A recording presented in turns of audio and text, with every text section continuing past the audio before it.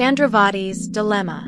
Once again, King Vikramaditya climbed the tree and brought Betaal down. Betaal began to tell another story. A rich merchant lived in the capital city of Magadha.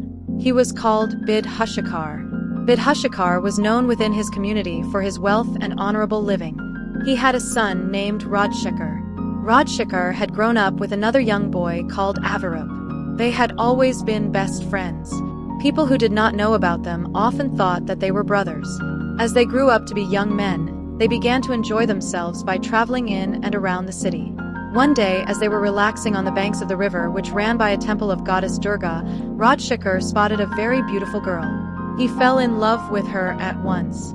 Aviroop knew who the girl was. He himself had been in love with her for a very long time now.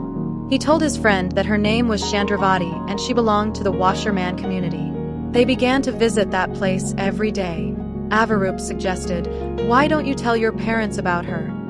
Rajshekhar sadly lowered his eyes and said, "They will never agree that I marry a girl from a caste lower than my own." Aviroop felt very sorry for his friend. Day by day, Rajshekhar's love for Chandravati grew. One day he went to the temple and fell at Goddess Durga's feet and prayed, "Mother, my love for Chandravati is killing me. Bless me, Mother, that I marry Chandravati. I promise I shall offer you my head on a full moon night." He stopped eating and his bones began to come out. His sickness worried his parents.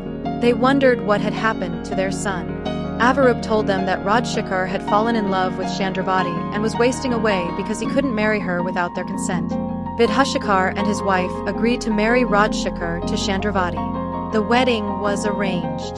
Rajshekhar recovered from his illness and they lived happily together.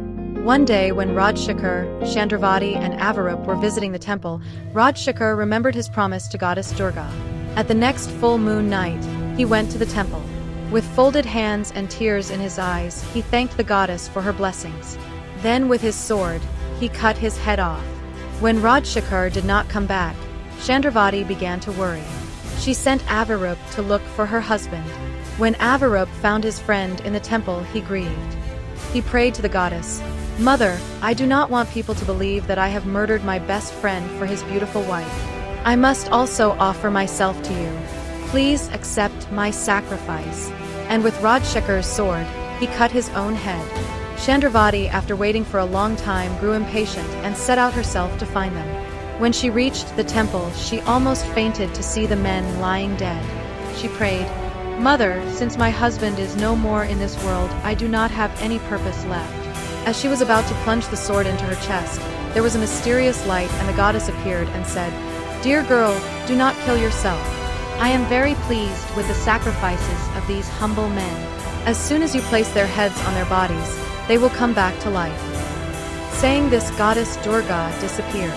Overwhelmed with joy, Chandravati placed the heads on the bodies and the men came back to life. But in her excitement, Chandravati had exchanged the heads, placing Aviroop's head on Rajshekhar's body and Rajshekhar's head on Aviroop's body. Here Betaal stopped the story and said, "Great king, now tell me the answer. Who do you think should Chandravati take for her husband?" The king was lost in thoughts. Meanwhile, Betaal said, "I know you would never lie, and you can't stay silent either, or your head might just burst." King with smile replied, "Chandravati should choose the body with Rajshekhar's head. Head is most important as it holds a man's personality, character, and identity."